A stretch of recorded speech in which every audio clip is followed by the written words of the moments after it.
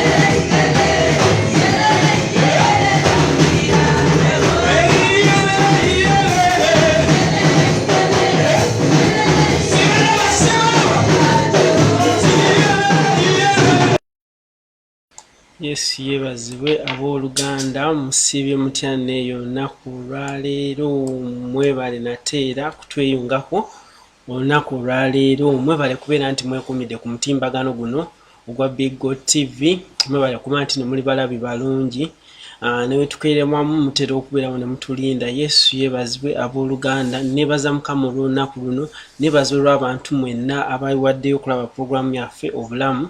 Puroguramu eno ekyagendera ddala mu maaso mwezi okubeerawo ku bumulumulu naye nga twebaza mukama nti nno mubaddewo era mwewaddeyo ne mugamba mujja kugirinda mubeerewo. Aboolabye waggulu abo abasembe ababadde bakavaako yekwaya yaffe mu kifo kino ekya Big God Church tubadde tujjaguza emyaka 6 gye buvuddeko awo nga tuli mu kisaawe ekyokuweereza wano mu Istanbul Turkey. Kitibwa n'ettendo mbiddiza mukama kubanga si kya bulijjo sikitwala nti kintu kya bulijjo nebaza mukama olw'obuweereza buno.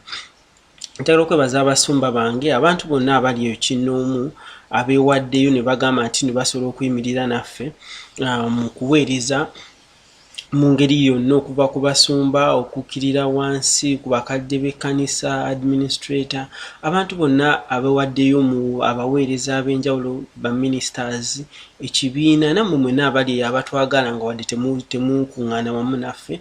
Twebaza mukama olw'abantu mukuba mutuwadde amaanyi mutuwadde okwagala kye tukola mutuwadde okwogera okuyimirira era mutubeereddewo nnyo. Twebaza mukama mwebale kuyimirira wamu naffe mu kiseera kyonna kye tubadde tubeetaagiramu. Olunaku olwaleero nkomyewo ne puroguramu yaffe obulamu lero tugenda kwogera ku lubuto oba ku lubuto tugenda kuntulinga ne puroguramu eno nga bwe tubadde gye buvuddeku bwe tubadde tuzze tukola. Puroguramu eno ebeera buli lwa Monday. Akanyomera akasooka aka puroguramu eno kaba kakwata ku bintu bye tusinga okukozesa oba ebintu bye tukozesa mu bulamu obwa bulijjo. So gwe bw'oba oli eyo ng'olina kyogenda okwogerako kyoyagala okumanyaako leero tugguse nate era tugguse ne puroguramu yaffe ey'obulamu.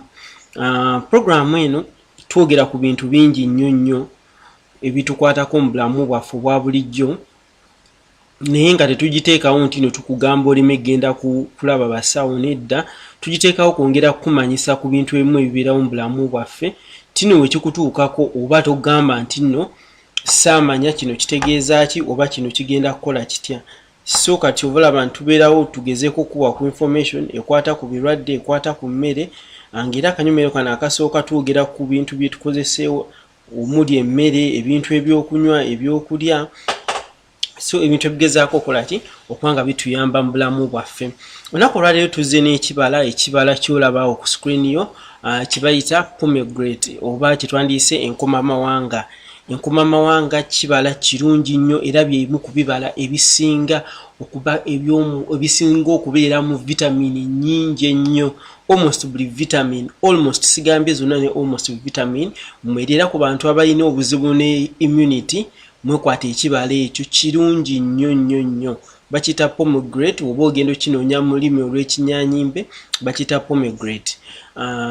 Mu Luganda tukiyita enkomamawanga.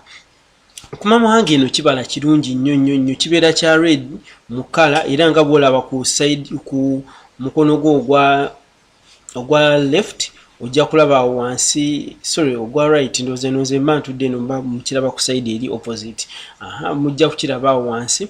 Ekibala ekyo kirungi nnyo so kikolamu juice so kigatta n'ebibala ebirala ebya green n'okola ka juice akalungi nnyo. Abantu abamu balowooza nti nno ebibala ebya green bye birina omugaso mu mubiri oba bye bisinga omugaso naye nekino ekibala kikuleetedde leero okimanye. Nga bwe nabagamba nti puroguramu tetukunnyonnyola byonna bimalayo naye tukuwaako ku ebyo ebimu ku bintu ebikulu ebiribeera mu ekyo ekintu kyotuba twogeddeko olunaku olwo. Olunaku olwaleero ekibala kino kyengezaako bagamba pomegranate kirungi nnyo nnyo nnyo ntino kirina emigaso nkuyanja naye ng'omugaso ogusooka abantu abasinga gwe bayinza okuba nti gwe bakimanyiddeko wadde abamu weewaawo temukimanyi kiyamba okuboostinga immunity oba okusitula obusiikale bw'omubiri. Tikirimu vitamins B1 B12 actually kirimu ne folic acid ku bakyala ab'olubuto nga bwe tugenda okwogerako ku second trimester oba okuva ku myezi 3 okudda ku myezi 7. 45 ku myezi paka ku myezi 6 awo. Second trimester y'emyezi 3 egiddako ngumaze 3 egisooka waliwo ebye 3 egiddako mbabuli ekibirawo naye nga twagamba ali mu kitundu ekyasooka ekyolubuto ntino wetaaga folic acid na biki ebintu bino ebimu bisangibwa mu kibala kino kibayita pomegranate era gwaki abadde akiyitako gwabadde akyekanasa bambi kyekisero kinonye pomegranate kibala kirungi nnyo kya red nnyo kwa kisala okuva mu kusitula obutafaali bw'omubiri kiyamba ku ndwadde z'omutima kiyamba mu ngeri zonna almost kiyamba omubiri gwonna okuva ku ngulu okudda munda kituyamba abantu okuba ku skin yaabwe kiyambako nti skin texture eneefuuka nnungi bw'oba oli ekibala kino ekyenkumamawanga kiyamba ku cancer cells mu mubiri nti kireducing antino kiri highly it's an high oxidant nga bwe twogera ku bibeera biri ebisigadde byonna ewayise nti birimu oxidants nyingi nti bikendeeza ku oxidative nature eya environment eri mu mibiri gyaffe. Oxidative nature teyokuleetawo oluntu olya acidic nti no cells eziri malignant oba cells ezitavaawo ezitafafafa nga olaba eza viruses zifuna wezikulira amangu. So kati kino ekibala kiyambako mu mbeera eyo nti kikendeeza okuteekawo kikendeeza embeera yo acidity oba oxidative nature mu mibiri gyaffe. Simanyi ngeri bwensobola kikuvunira bulungi mu lulimi Oluganda naye kwegamba embeera etera kubeera ng'eyo acid ng'ereetera okulirawo cells ezitali za bulijjo. Ekibala kino kirungi nnyo tino ekibala kimu bw'obala oxidative gundi ekirimu esinga eri mu green tea n'ekibala kyekirala ye mu green tea ng'ate yeemu ku bye tugamba nti no ebikola ebisingamu ki oxidative properties antioxidant properties. So eno antioxidant ekendeeza eyo embeera kyekimu ku bibala ebisinga ddala era bambi mbagamba enkumamawanga gwe bw'oba ogisanze gula buguzi tobuuza kasita ebanga namu osobola ogirya mu ngeri yonna osobola okugirya nga bw'eri obusigo bwayo osobola ogikubamu juice nga actually ez'engeri ebbiri ezisinga oba osobola ogigatta n'ekibala ekirala kyonna n'okola kino bikubamu juice naye ng'enyuma nnyo okulya ng'eri nakyo eri empaking biki babongeddemu chemicals na biki naye emigaso gijjira nnyo mu eyo ki eri nakyo nga bw'ogifunye bw'ogiridde oba bw'ogikozeemu ka juice n'oginywa. Egundi eno tekaawa erimu akakambira katonotono naye nga ewuumirira mu nature yaayo erimu akawuumirira so sisuubira nti eyisobola okuba omuntu yenna kola ki okufuna obuzibu obwakola ki obw'okugirya.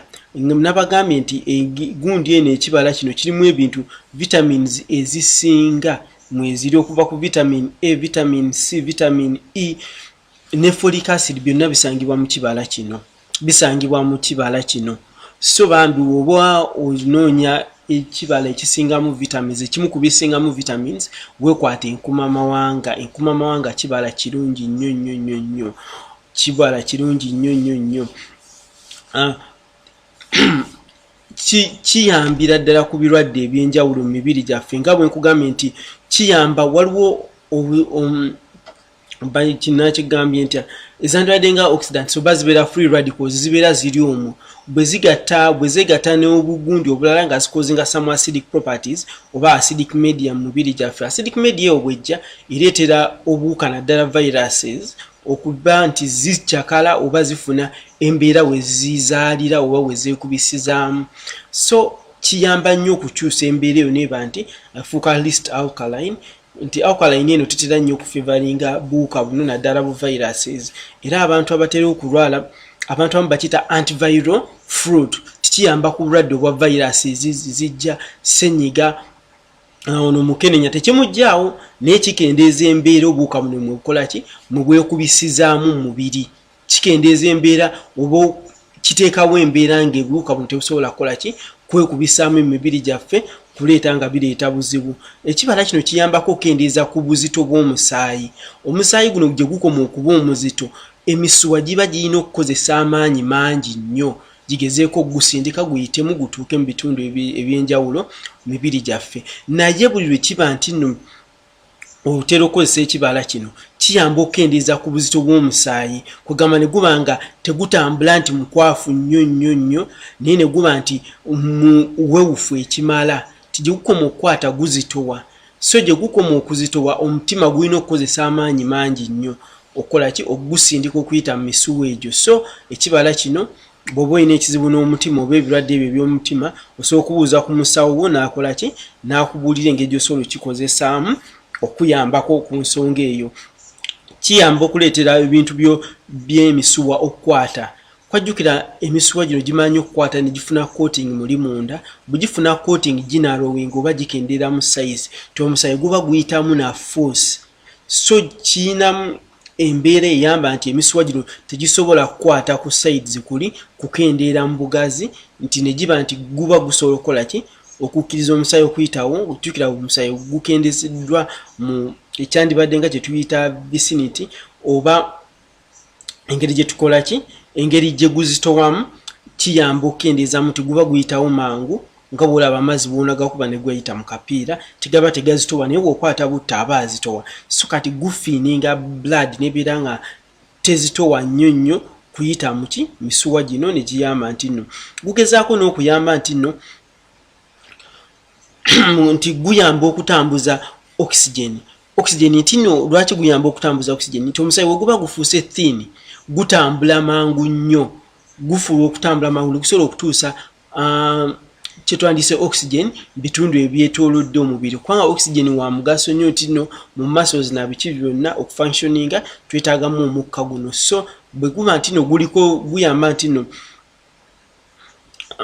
gufightinga radicals zino zijja ne zigattako oxygen ne ziforming ebirala naye gujja ne gukendeeza ku ezo free radicals nti oxygen atuuka nga atambula ate ng'agenda butereevu. Jjukira omusaayi gukendeezeddwa viscosity tegukyali mukwafu nnyo gusobola okutambula obulungi. Era ekibala kino kiyamba okukendeeza ku ndwadde zino ezijja n'obukadde oba bw'olaba abakyala abaami abatuuka ekiseera nti bw'atuula abatayagala kusituka nti nno afuna okulumizibwa mu magulu gano nti aba awulira nga omuli amaggwa agamufumita. Kikendeeza ku bulumi obwo n'engeri embeera gy'obeera obulimu ng'okuzeekuze mu myaka kiyamba okukendeezaako kubanga kiinamu ekirungo ekireetera okulwanyisa embeera ekuleetera okutuuka mu mbeera eyo kuba embeera eyo egera okutuukawo nga cartilage zino eziri mu joints zibeera damaged oba zibeera worn out. So ereetawo embeera ekakanya oba ekendeeza ku ngeri cartilages zibeera worn out oba engeri gye zikendeeramu oba gye zitaataganyizibwamu ne zituuka okulaba nti n'ofuna spikes mu joints zino ne zitandika okuleetera pain eyo. So nkyakunnyonnyola emigaso egiri mu kibala ekyaleero. Ekibala kye twogerako kiba kiyita enkomamawanga. Enkomamawanga busobola okutuna ku screen yo ojja kukiraba ekibala ekyo. Kiyamba ku basajja era kino ekibala nnyo abasajja mu kyekwati naddala ng'olina obuzibu mu kisenge. Ekibala kirungi nnyo amaanyi go tegawera gali awo bwe gatyo. Kiyambira ddala ku basajja naddala abateesobola bulungi mu kisenge. Kikola omulimu gw'amaanyi n'abakyala abatalina bulungi magi nakyo kibayamba. Kirimu ebirungo ebiyamba mu nkula y'enkwansi ey'omusajja n'amagi ag'omukyala. Kirimu ebirungo ebiyambako ku ngeri ebintu bino gye biba bikola ki gye bifomingibwamu mu mibiri gyaffe. So omukyala alina ekizibu ky'okuba nti n'amagi matono oba okuzaala kuzibuwala ekibala kino naawe osobola okukikozesa. Sigambye nti ekyogenda kufunirawo olubuto naye nga kyeyo ne kirina engeri gye kigenda okukola ki okuyambamu. Naawe omwami towooza nti ogenda kiryako leero enkyokeere ng'oli bulungi nedda kitwalamu akabanga naye nga kyemanyize kijja kuyambako ku migaso egyo. Era kiyamba ku bulwadde bw'emitima n'omulwadde obwa kansa naddala oyo w'abaami atera okujja nga bakuze mu myaka 4 okudda waggulu oba mu myaka 4 ku 5 owa prostate. Prostate oba bagiyita batya mu Luganda mujja kunsonyiwamu ne prostate y'abaami eri awo waggulu nga ewali obusajja bwabwe nti batera okufuna okuzimba omusulu nga gubayitamu buyise.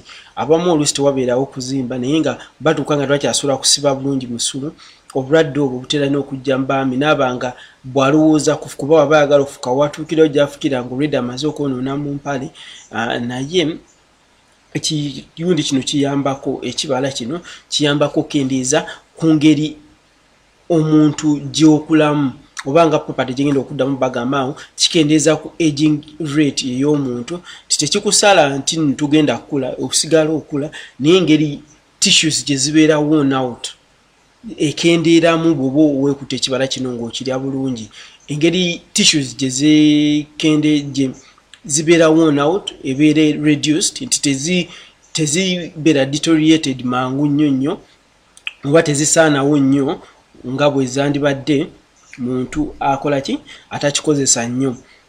Endwadde z'omutima nabagambye kiziyamba nga bwe nagambye nti kikendeeza ku buzito bw'omusaayi kati omuntu yenna akola ki akikozesa omusaayi omutima tegujja kwetaaga kuba nnyo ki kuba kutwala kubisa amaanyi jjuko omutima gye gukoma okubisa amaanyi muli gusolo gazi w'ebisenge valves ziyinza okufa waliwo ebirwadde bingi ebibeera associated nti omutima gukozesa amaanyi mangi okupampinga ki omusaayi guno so bambi mugezeeko okulaba nti n'ekibala kino bambi mukyeyuna ekibala kirungi nnyo kibala kirungi nnyo kuba kirimu sukaali ali nakyo kirimu folate kirimu potassium kirimu vitamin K kirimu vitamin C kumpi buli kimu akasiga akamu koolaba ak'enkuma amawanga kalimu kumpi emigaso egisinga naddala ebintu ebisobola okutuyamba okuprotectinga ku mibiri gyaffe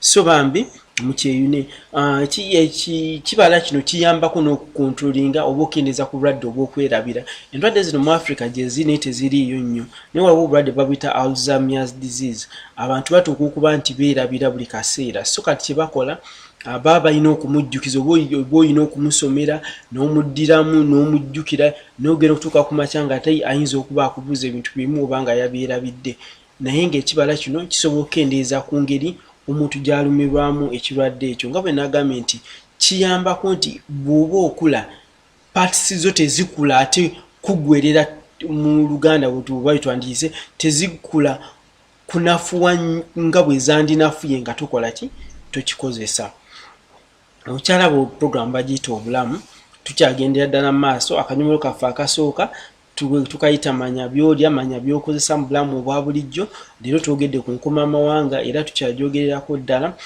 nga tukugamba nti emigaso gy'omisinze emabegaawo bwe tumaliza osobola okugenda ku YouTube channel yo Big God Church kuliko programu zaffe zonna making sure tomisinga ki programu yonna Big God Church ye gundi yaffe ye page yaffe ku YouTube on Big God Revival kwetuweerereza this is an online TV bagita Big God TV eri mu Istanbul Turkey tukyagenda ddala maaso tugambye nti no ekendeeza ku pressure y'omusaayi oba blood pressure erimu ekirungo bakita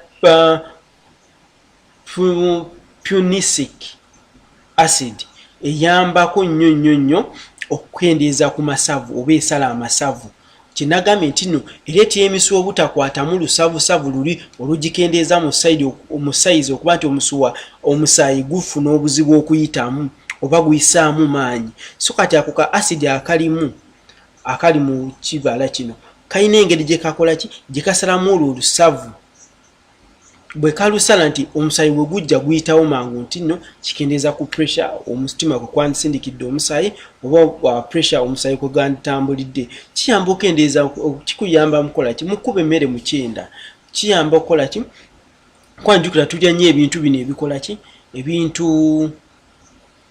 bakiyita batya bannaye ebintu ebisiikesiike ebintu ebirimu ki ebirimu olusavusavu ebintu ebiryawo ebikwata oba bisobola okukwata muki misuwa gyaffe so kiyambako mu kuba emmere eyo nga bwe nkunyonyodde nti nno ako ka acid akalimu kagereko ate tekali kweringa eri medium gye nagambye tubeeramu ereetera cells eziri malignant okula so erimu ebirungo bingi nnyo ekibala kino bambi nkola eki mukyeyune ekiyamba ne ku digestion olubuto lwesibaasiba osobola okulya gundi ku mama wange nesobola okuyamba okola ki obuuka obujjira ku mmere obumu naddala n'emmere gye tulyanga si nfumbe ekendeezaako ku bulabe bwe yandikoze naye nga tebujjaawo saagala olya emmere gundi olye nkoma mangolooze nti no bugenda kufa nedda emmere mujooze bulungi bw'oba tosobola kujooza then linda enfumbe bw'oba toyina gajooza gula vinega okole ki obyozese vinega ebyo ebintu ebitakola ki ebyozesebwa amazzi nga si byakufumba nga biriibwawo era nga bwe nabagambye nti nno eyamba kusitula obusikale bw'omubiri ekyo ffenna twakitegedde eyamba okukendeeza ku inflammation oba okwandibadde okuzimba weekonye biki so eyina ebintu bingi nnyo eyamba okugumya amagumba kwa nabagambye erimu ebibala ebigundi bingi potassium biki ne minerals ng'oggyeko vitamins erimu ne minerals endala minerals zino ziyamba okugumya amagumba increasing performance abantu bano abadduka abaddusi biki oba abakola sports eyina engeri gyeyamba okuincreasinga ku level of performance ku omusaayi guba gusobola okutambula bulungi nga tegulina nnyo kigukwata nti obeera okola ki obeera ofuna oxygen mu bifo ebyenjawulo with ease nga tokoze eki tobonyebonye nguba omutima teguyitaaga kukola ki kola nnyo nabagambye kiyamba okwongeza ku magundi ku magi g'abakyala era mu south bwina products ezivaamu tuziyita fertility boosters oba ezongeza ku ngeri amagi g'omukyala gye gakolebwamu era kisobola okuyambako ku bantu naddala abayifuna ekizibu okufuna embuto ebigambo ebyo bitwogerako twogera ku nkoma mawanga oba gye twandiise pomegranate so gwe munaye woba obadde olaba ekibala ekyo n'okiyitako bambi kyeyune nnyo kirungi kiyamba kirina emigaso mingi nnyo so banaffe ab'oluzungu welcome to this program. It is our health program on Big God TV. The first part of our program, we talk about the health benefits of foods, drinks that we take in our daily life. Today we are talking about pomegranate. Pomegranate is that fruit you're seeing in the corner of your screen. That fruit has got so many health benefits, starting from boosting immunity to helping your heart not to get any diseases. So I'm going to go through these benefits. Some of them I can't go through all of them because we can spend the whole program talking about the pomegranate. So today we are going to talk about some of the main or some of the recognized benefits. However, there are other benefits that I have not talked about or that I will not talk about in this program. You can go and look them up and get to know why you should include this fruit or this drink or this juice on your menu every day. First of all, it has got a lot of vitamins, almost all, but not all of them. It has got a lot of vitamins in it, plus some minerals. So if you want to boost your immunity, this is one of the best fruits that you can't miss on the menu. You can't miss a pomegranate because it is a good immune booster. It's a good natural immune booster. Leave alone the green leafy vegetables that everybody thinks that have got the most or the best health benefits. Also, the pomegranate is one of the richest or one of the best fruits that we've got that has got immunity boosting agents all over the world. So if you have any problem with your immunity, you can look up a pomegranate from anywhere. Most markets, supermarkets, groceries have got these fruits. It helps in boosting immunity. Secondly, the pomegranate helps to thin the blood. It helps in thinning the blood in that the blood moves with its viscosity is somehow thick.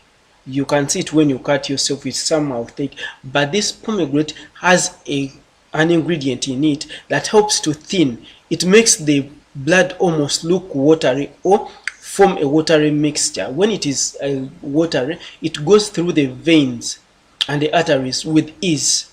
It doesn't need a lot of pressure to be pumped. In so doing, it also helps the heart not to overwork or not to be overused or not to be over pressured, in that it controls the heart diseases as well as increasing the blood saturation. In the increase of the blood circulation, there is increased activity in the body, in that people who do sports, who do strenuous activities, don't find it difficult to supply oxygen because it also acts as an oxygen mask due to the free radicals within our bodies.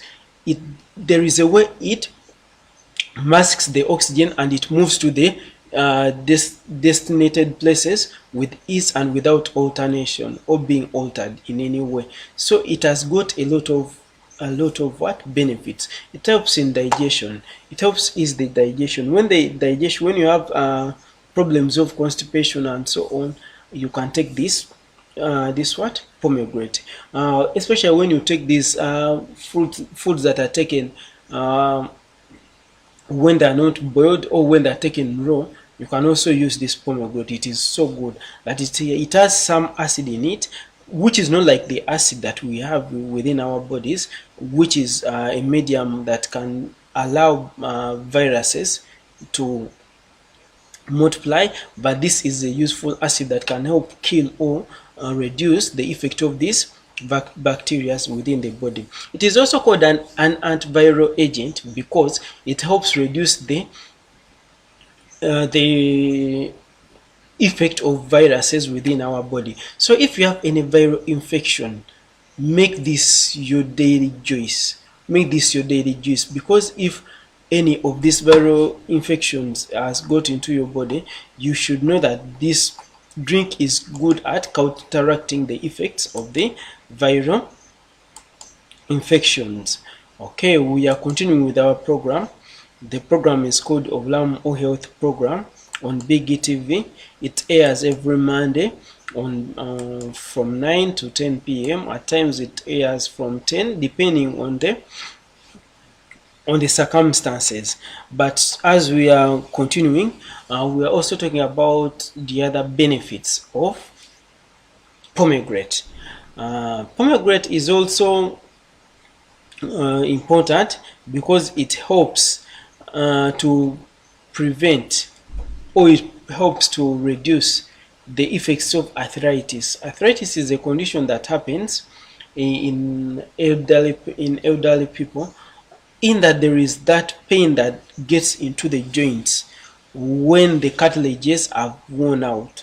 So it helps reduce in the way it produces an ingredient that helps reduce the rate at which these cartilages wear out. In so doing, it reduces the rate at which arthritis occurs or the rate at which it affects people. The pomegranate can also increase how do they call it?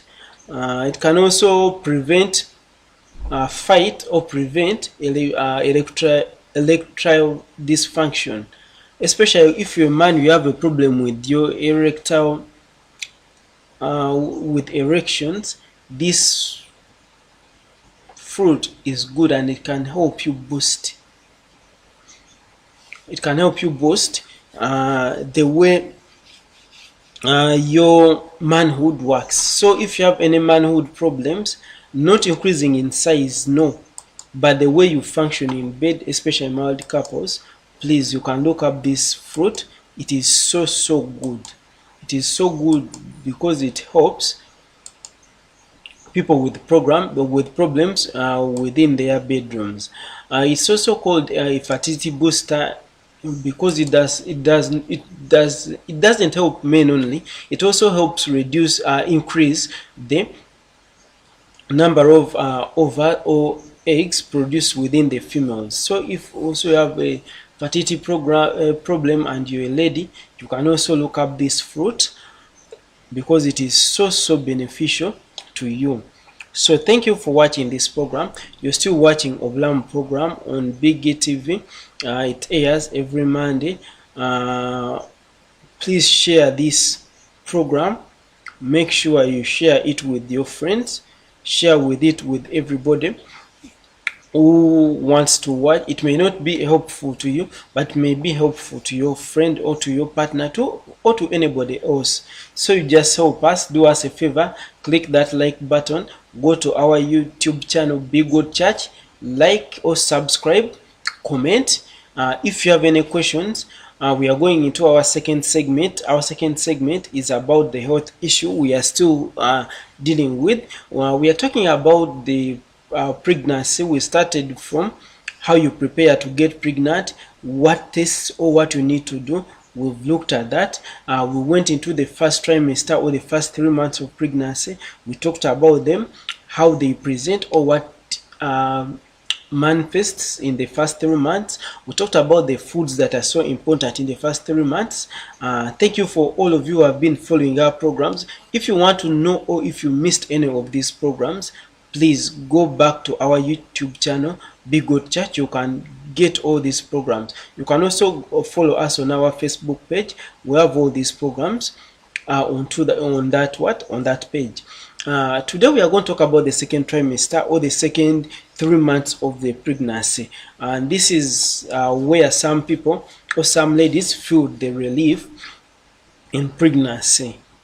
This is where some ladies feel the relief of pregnancy. Okay, so now here we come. I want to give shout outs to the people who are watching. Shanice Maureen, thank you for watching. Thank you for joining this program. You're saying praise God, Musao. Thank you for the program. May God bless you. God bless you too, my dear. Thank you, Maureen, for watching. Babili Usna, how do you treat hepatitis B? Babili Usna, thank you for asking that question. But we've talked about hepatitis B in our previous programs. But I'll go back, and if you can visit our page, Be Good Church. The program is there. We talked about the viral infection and bacterial hepatitis. It is in one of our programs. But if you don't mind, right now we are dealing with pregnancy. Maybe I can send you the link. You go through that program. If you don't find what you're looking for, I can go through that after this pregnancy topic. Okay, so Babide Usna, thanks for watching. I'm sorry I can't talk about hepatitis right now, but maybe I'll talk about hepatitis in a little while or some day soon. Okay, Dennis Sonko, thanks for watching. So I'm in Turkey right now. I'm in Istanbul. I'm in Turkey, Istanbul. So thanks for watching the program. Thanks for sparing some minutes to watch. Okay, God bless you for me. Okay, today we are talking about the second trimester of pregnancy. The second trimester of pregnancy are the second 3 months. Before I go to the second trimester, I'm seeing another question. Whenever it Nana Sharifa says, whenever eat pomegranate with its seeds, I feel pain inside chest. Okay, now given that it is a good fruit, it is not you can't sideline it from any other side effects or any other problems. It has got also its other problems, but given that here we are talking about the health benefits, Nana, if you feel pain when you're taking the pomegranate with its seeds, please stop the use of it. Or you can try the juice. After you blend the juice and take it in a juice form, you add some little water and take it. If at all it keeps doing the same, please, you have to get away from using it. I'll give you another fruit that is useful. Another fruit, because I'm going to give you each and everything that you need. There are other fruits that can give you the benefits that you find in the pomegranate. So if you find it irritating, or if you find it causing discomfort when you take it, please, you can stop its use, or you can blend it in a blender, mix it with other leafy fruits, especially green fruits, and then you can form that juice. If the juice still causes the same effect with a little water added, then you're bound to leave it.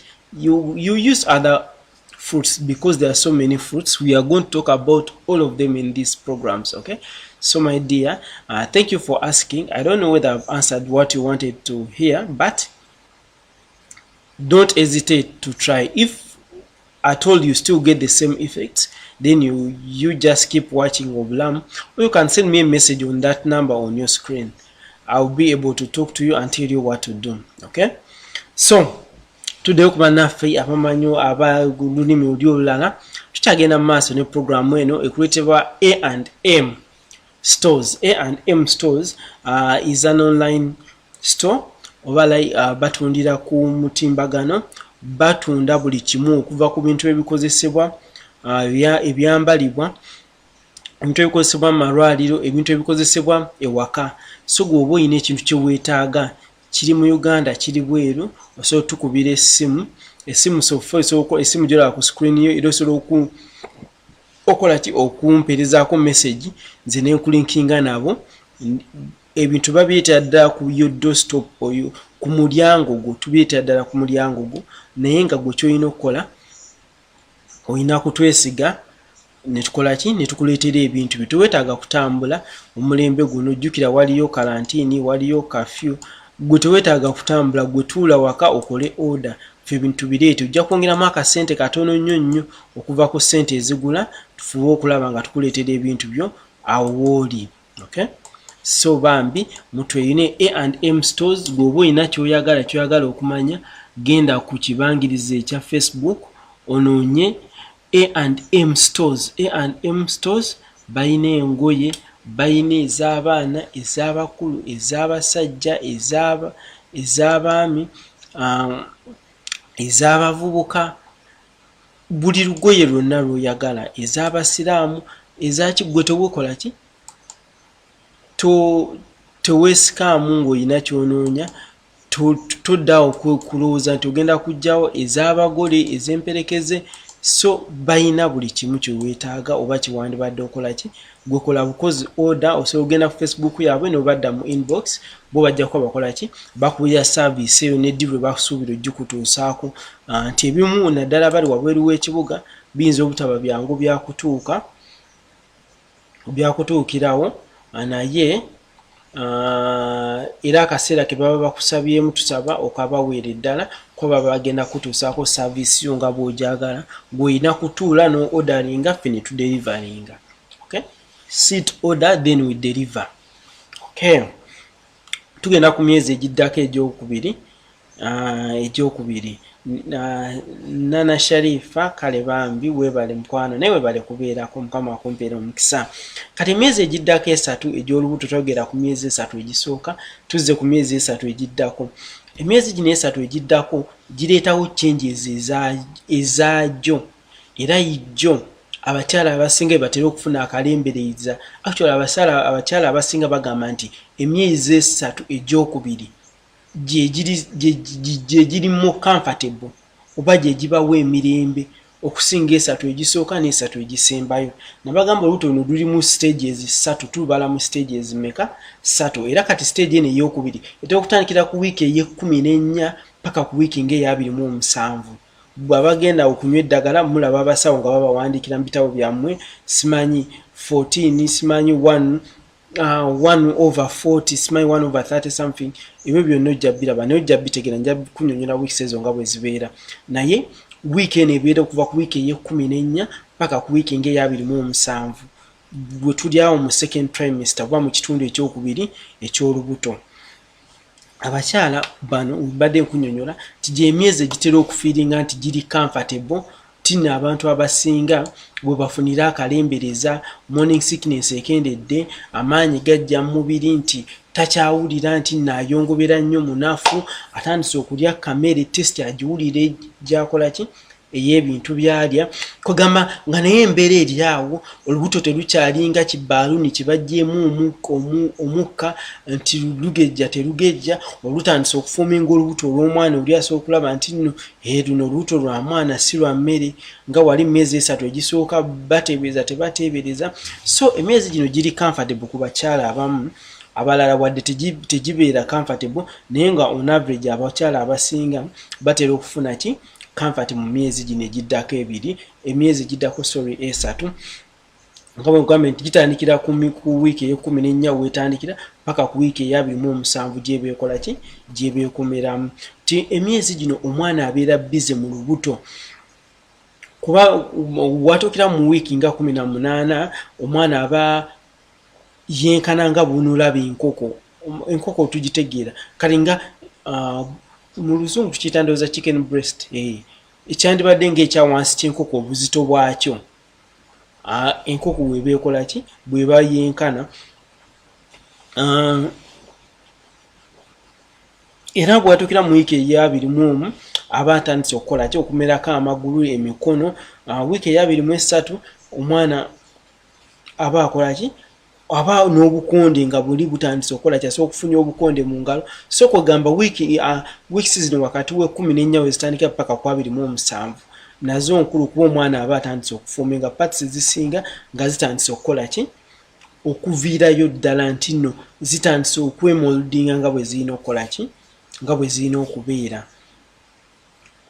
bane tuli wamu mwebale kuba nti mukyekuumiddeko tukyagendera ddala mu maaso ne programu yaffe eyo ey'obulamu omwana enviiri enjala ne skin mu wiiki awo nga 16 omwana obuviiri bwe obusooka butandise okuvaayo kuba bubeera bujja mpola mpola naye mu wiiki awo 16 omwana aba akola ki obuviiri buba butandise okuvaayo obukowekowe mu wiiki awo 22 nabwo butandise okuvaayo kati ate n'omwana kati n'omubiri gwa kutandise okufuna ku wiiki ezo eza 22 awo ng'omwana atandise okufuna ki obwoyayoya ku mubiri nabwo butandika okukola ki okukulirira bino byonna ebintu bye mbagamba nno bya mugaso nnyo nti nno oba okola ki osobola bibuuza omusawo ng'ogenze mu sikaani oba nga ogenze okukeberako nti omuntu oli ayagala ajje n'akubuuza mu myezi 3 egisooka nti suulira mwana bw'asamba suulirayo mu lubuto naye lwaki tukuwa information eno nti otandika okumanya naawe otandika okwegoberera omanye nti eno stage wentuuse wano omwana musuubira kubeera mu stage ki ebintu bino tusobola bifuna bw'oba ogenze ku bibanja bino ebya Google n'okeberako osobola okufuna information emu bweti bw'oba ofunye omusawo ng'akuwadde obudde asobola okunnyonnyola mu bintu bino ti lwaki kituyamba nti bw'omanya obulamu engeri omwana gy'akulamu n'omanya engeri y'okwerabiriramu kituleetera okuzaala abaana abalamu kituleetera okumanya kikyolya mu kiseera ki kituleetera okumanya nga waliwo ekikyamu no planning ekyokukola ng'obudde bukyali dani okulinda ogamba nti kootuule ewaka olinde paka omwana lw'onoomuzaala bw'onoomala okumuzaala then olabe kyonna ky'anaabazze nakyo ebintu ebisinga bifuminga mu myezi 3 matu digestive system omutima guba tegukyakuba nnyo ng'ogwa kugamba gwana gwo gutandise okufuminga okushepinga nga bwe gulina okubeera so banaye mugoberere ebintu bino tetubibagamba nti mufuuke basawo tubibagamba nti twagala mwongere okumanya ebikwatagana n'obulamu bwammwe kyetaaga n'otuukako mu ddwaliro nawe omusawo n'agezaako okunnyonnyola ekintu kwajjukira bambi abasawo bantu basanga oluusi bali bize aliwo yekka ku woodi alina okunnyonnyola gwe annyonnyola oli annyonnyola oli ate oluusi babasomeseza wamu bakusomeseza wamu oluusi omusawo aba alina bingi ebyokukolako n'atasobola kunnyonnyola bintu bino kati naye bw'oba ofunye omukisa guno ng'osobola okutegeera kyobala tuteeka wali nti osobola okubuuza ekibuuzo kyo kyonna ky'oyagala okusinziira ku topiki eyo gye tuba tukola ki gye twogerako wano ku eno TV tulina obudde bungi nnyo tusobola okwogera ku kyonna ky'oba okola ki ky'oba obuuziza so bambi to hesitatinga osobola okusendinga ekibuuzo kyo ne tukola ki ne tubaako kyekikyogerako ne tukubaganyako ebirowoozo kuliko n'abasawo abalala abalaba abasobola okubaako bye bakubaganya so tolowooza nti nno ngenda kubeerawo nkuddiremu buli kimu then ne ku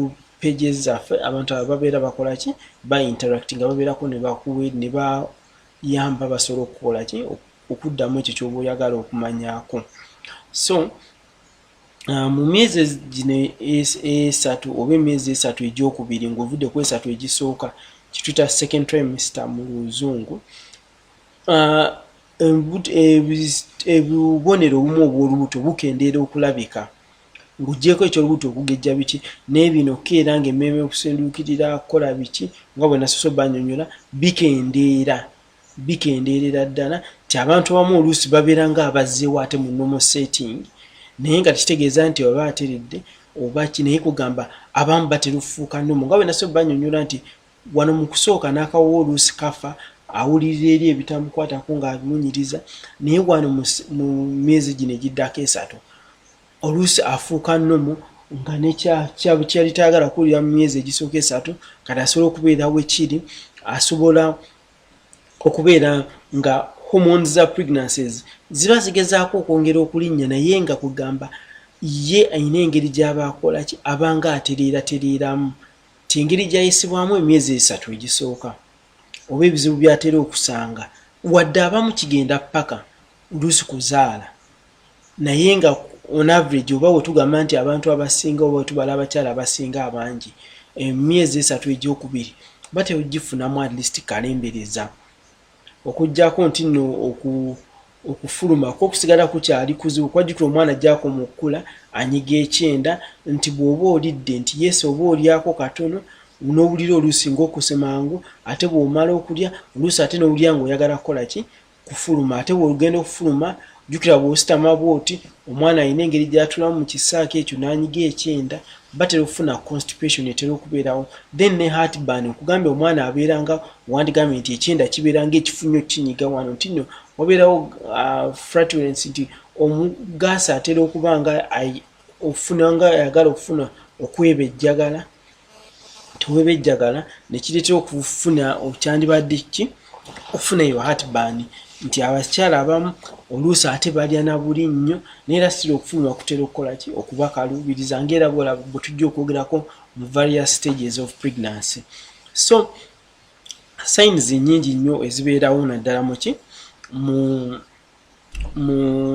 myezi 3 egyo egiddako emyezi egiddako kujjako nti nno emyezi 3 egyo egiddako otera okufunawo okuzimbazimba okw'ebigere okw'obukongovule n'ebigere nabyo bitera okukola ki okufunamu okuzimbazimba naddala abakyala nti waaba atudde amagulu gano gatera okukola ki okuzimbazimba naye nga kyokyo osobola okukyewala nti bw'otuula totuula nnyo wamu at least otambula bw'oba totambuddemu oba bw'oba otambuddemu ekisigala nga bwekiri era osobola okuddira n'okola ki n'ogawanikako kapiro bw'oba otudde bwoti nti n'oyambako ku musaayi oba blood flow nti omusaayi oba tegutuula wamu nti kubanga gy'okuma okubeera mu bifo ebimu kitera okukola ki okuleeta omusaayi okubeera nga gulinga oguli stagnated nti guba tegukyatambula bulungi jjukira nti no kati omubiri guba gulina gundi nyingi ze gulina okukola ki okaringa out so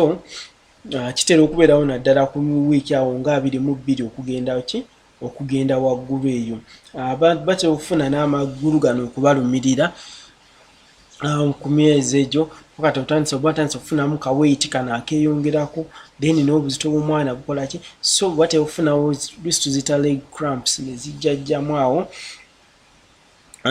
zigenda nno oluusi paka ku myezi 3 ziizo zitera okugenda ddala paka ku myezi 3 kwajjukira omwana aba ayongera kukola ki aba ayongera kukula naye kino oluusi kitera kubeerawo ti omwana yeyongeddeko ate then ne calcium ne magnesium biba byali magumba biba bikendeerwa nga nti bibeera sensitized okulaba nga biyamba ku mwana ono akola ki akula then watera okubeerawo kamunguluze kwajjukira wabeerawo lowering blood pressure egezaako oluusi okendeeramu so oba weetaaga okunywa n'okukola ki n'okulaba ng'ofuna ebintu ebijja okuyamba kola ki ku musaayi buli obukerenda bw'omusaayi osigala okyabuliko bw'oba okozesezza mmere naye oba okola ki emmere tujja okwongera ojjongerako ey'emyezi gino 3 egiddako so mu kitundu kye kyaffe ekiddako tujjako twogera ne ku mmere era gy'ojja okwetaaga okusigala nayo oba gy'oyinza okwetaaga okuvaako at least myezi 2 egidda emyezi ekitundu kino ekyokubiri eky'olubuto tiye tejja kwetaagisa nnyo nga mu kisooka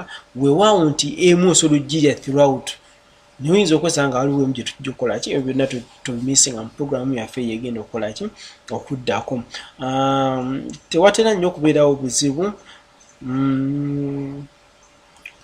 watera okubeerawo ka pain akatonotono ku lubuto olubuto jjukira luba lutandise okustretchinga watera okubeerawo ka pain akatonotono kwajjukira luba lutandise okwesika oba okukola ki omwana atandise okukola ki okubanga pushing onto the walls of the stomach watera okubeerawo ka pain akatonotono si kanene nnyo abamu oluusi tebakawulira nakawulire naye nga katera okugenda up to the third month the third oba kye twandiyise ekitundu ekyokusatu eky'olubuto kyo kigenda kikola ki kiyongeraku okwajjukira omwana aba akola ki aba ate ayongera okukula abakyala abamu batera okufuna hemorrhoids. Hemorrhoids zino obulwadde buno bwabamu babuyita oba mmeeme ey'emabega nti atuuka ekiseera ngeri nga bwe nagambye nti babeera ne ka constipation. Ka constipation kano kabaleetera okugenda emanju, ate bwagenda emanju aba asindisa maanyi. Bw'asindisa amaanyi ate okufuna obuzibu emabega eyo. So abakyala nja kujja wano mbanyonye ku hemorrhoids bwe zibeera gye bujjako mu maaso awo, engeri gye tusobola gijanjabamu, home remedies then ne medical remedies, then mbabuli nti tusobola okukola. Naye nga abakyala batera okufuna hemorrhoids mu kitundu ekyo ekyokubiri, nga bwe nagambye nti olubuto luba lunyiga ku kyenda, nti okufuluma kuba kufuuse kuzibu. So baba bakola ki? Bafuna obuzibu obwo naddala mu kitundu ekyo ekyokubiri ekyaki wakati wa wiiki awo abiri. Bapatandikira ddala nga ku 17 wa 18, naye nga kisobola okutandikira awo mu wiiki abiri okudda waggulu, nti no bakuba bakola ki? Bafuna obuzibu mu kufuluma. Bwe bafuna obuzibu mu kufuluma, pressure ebeera exerted onto the gye bafulumira eri emabega, ereetera okuba nti ne wabeerawo bulging of the veins, emisuwa bwe gigejja gituuka ne gireeta pain, nga obuwe buyitawo by force, kubanga eno wabeerayo reduced aperture we bufulumira, nti atuuka force eno gyateekamu ng'asindika etera okuleeta obuzibu emabega we bafulumira, ne bakulawo obuntu obwandibadde nga obuzimbazimba, naye ng'akazimba kano bambi temubufumitira ewaka. Oluusi ziba blood vessels oba buba busuwa bwa misaayi, tosobola bufumita no bleeding. So ebyo byonna olina kubiraga musawo oba genda mu ddwaliro, omusawo akunyonyola engeri gy'ogenda okukola ki, gy'ogenda okukijjanjabamu oba engeri gy'agenda okuyambamu. So abakyala temukola ki? Temugezaako kumanaginga bintu wano waka okujjako ng'ofunye medical expert agenda okuyambako. So bino ebintu byonna byetwogeddeko bitera okubeerawo mu egyo emyezi ebiri, naye nga biri nnomo okusinziira ku mbeera gy'oba okola ki, gy'oba olimu ey'olubuto. Abamu bayinza n'okutandika okwerabiralabira biki, kubanga ki oluusi babeera n'ebintu bingi ku mitwe gyabwe. So bw'olaba ebintu bino ku mukyalawo oba omukyala bw'olaba ebintu bino nga weebiri, abamu bafuna n'ekye tuyita varicose veins mu lusawo, amagulu gasituuka nti nago gabanga agazimbe oba okunyonyola entya, nti gatuuka okubeera nti galinga bakiyita batya, kale kankireke mu varicose veins mu Luganda kinnemye okunyonyola, naye nga waliwo medical condition eyo ereetera okubeera nga omukyala alina varicose veins. Obanga bw'onolaba emisuwa nga gyonna gikola ki, gyereeze ku magulu okwo, jjukira wabeerawo antagonizing the flow of blood, naddala ekisinga n'okuleetera oli odema abeerawo naddala mu egyo emyezi 3 egyokubiri egy'olubuto. My brothers and sisters who understand English, I was talking about the second trimester of pregnancy. I've tried to summarize it up. I can't say each and everything that happens. I've said that the second trimester of pregnancy, or the second 3 months of pregnancy after the first 3 months, in most ladies are the comfort months of pregnancy, or is when ladies feel comfortable during their pregnancy period. In this stage of pregnancy, ladies encounter a lot of changes. They may some changes may vary from the first 3 months. Others continue with some of the signs and symptoms from the first 3 months. However, in the second 3 months, some of the signs and symptoms try to somehow disappear. Leave alone the pregnancy. The pregnancy is there, but some of the things like the nausea reduces. There's a reduction in nausea. The tasting and feeling of the irritating smell or of aromas also reduces, whereby this lady becomes able to bear some of the aromas, unlike in the first 3 months. They get a lot of other problems, like there is increase in the tummy size. In the due increase of the tummy size, now the baby is trying to form this tummy, and now it is like trying to gain the shape of the pregnancy or the shape of the baby. In the due course, there is a tension that is being exerted onto the stomach wall, once this on the belly walls, once the pressure is there, some of the ladies feel a little bit of pain because there is that stretching that comes along. Some ladies even never feel that pain, or even don't recognize that is the pain that comes with the swelling of the tummy. And ladies get a problem with constipation, or they get constipation. Remember, they eat.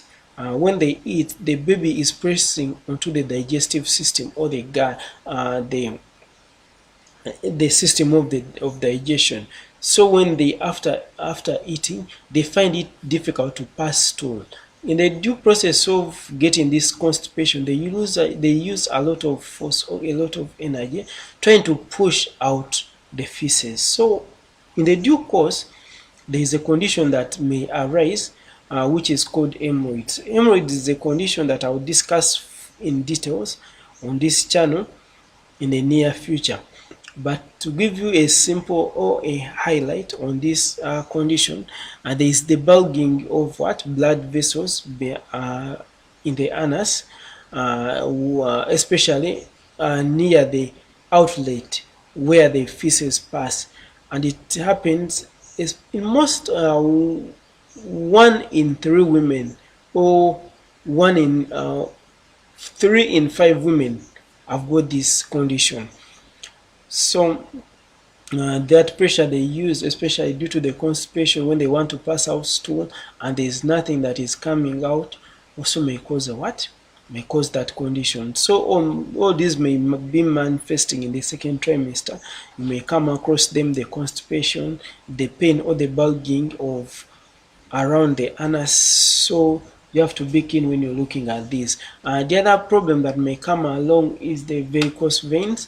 The varicose veins are like when you see the blood vessels marked onto the legs. You can see them visibly from outside. That is another medical condition that it may come with the second trimester.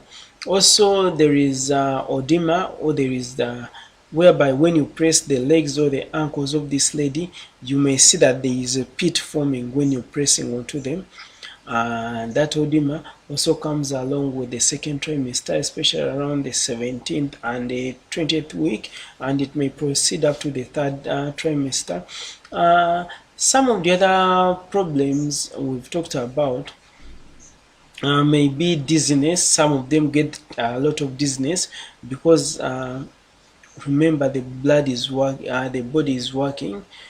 Is overwhelmed with the work it has to do, so that it can cater for the mother and the baby. And in most cases, some of these ladies are so picky. They don't eat each and everything, so you find that they don't take what they need, and some of them don't want to take the blood tonics and other medicines that have been can be recommended. So there is that deficiency in blood, and actually some people develop anemic conditions. So the dizziness may come in also in that second trimester. But this second trimester is where you find that most of the body parts are now forming, or they are fully forming into, or they are shaping themselves. The hairs start to grow, the system, the gums of the baby, the other body parts like the hands and legs also start forming. The hair on the on the hands, all forming within the second trimester. So it's also another important part during pregnancy. Ladies also may encounter what we call leg cramps. These leg cramps may also proceed up to the third trimester or to the final months of pregnancy. Remember, these are due to the increased to the reduction of the calcium and the other minerals within the bones that are being sensitized to help in the growth of the body, and then the increase in the weight that is being carried within the belly. So there is those cramps that may develop and may last even up to when these people give birth. So I talked about the oedema, or the mild swelling on the ankles and the feet. This one can be counteracted or can be prevented by actually it may not be fully prevented, or it cannot be fully stopped or done away with. But when a lady sits, you can tell her to raise her legs. Maybe you put a pillow below them, or to walk around, not to sit in one place for a long period of time. That also can help reduce on the edema. So around the 26th weeks, the brain is also fully developing or is developing. So the second trimester also comprises of so many processes that are taking place within the body. So if you in the second trimester, there's a lot of information that you need to get from this program. And in the next program, I'll be talking about what you need to eat, or what is important, and whatever I've left out. Due to the time, I will not go beyond this point, but I want to thank each and everyone who has been watching, each and everyone that has been watching, each and everyone who has been watching. Thank you so much. After Shanice Maureen, Babido Hussein, Madina Namubido, Dennis Sonkom Sao, Nana Sharifa, Blokando, then Joseph Seguya. May God bless you for the teaching, Dr. The Blokando, what Wagambi. Joseph Seguya Gambi, thanks Dr. Arnold. Program when a video program when a video body ramande. Ebera buli lwamande ssaawa 3 oba 4 ez'ekiro. One of the wakati awo programu eno gweziwera ssaawa 3 teekako akalimi kobeere ng'otukola ki otukeberako. Bambi mwebale nnyo kubeerako, mwebale kulaba programu eno. Bweba tekuyambe giwe munno omulala. Tukyayogera ku lubuto. Wiiki ejja tugenda kwogera ku biribwa mu myezi 3 egiddako, ng'ovudde ku 3 egisooka, emmere yeetaagisa bwe tunaaba tugimaliriza, n'ebirala ebibeeramu mu myezi 2 egyo egikola ki egiddako. Kuba mbagambye ebintu ebisinga bwe bikulira ku mwana, bwongo, magulu, biki, mikono, obwoyo okuggyako, enjala, ebibuno, kugambye ebisinga bikola ki bikulira myezi egyo. So kiki kyeweetaaga okulya, kiki kyeweetaaga okukola, kiki kyoteetaaga kukola. Njagala obeereko olabe nga tomiisinga, byonna bijja mu programu eyo ekola ki ejja wiiki ejja. N'ekirala ekiriwo, bw'oba olina kyoyagala okumanya ku mmere gy'olya, programu eno gyetandikira twogera ku mmere eriibwa oba ekyokunywa oba fruits zonna endala, emigaso egigirimu. Leero twogedde ku ki ku nkomamawanga. Bw'oba omiisinze ddayo olabe programu eno gyetandikidde, tomiisinga kubanga erimu ekyokuyiga kingi nnyo. Tulye emmere nga naye tulya migaso, tuleme kulya kutuusa mukolo oba kulya kuba tusanze ekintu ekiriibwa. So bambi mwebale kubeerako. N'ebigambo ebyo njagala nkome wano, mbaagaliza ekiro ekirungi, musule bulungi, mbaagala nnyo. Mukama abankomere.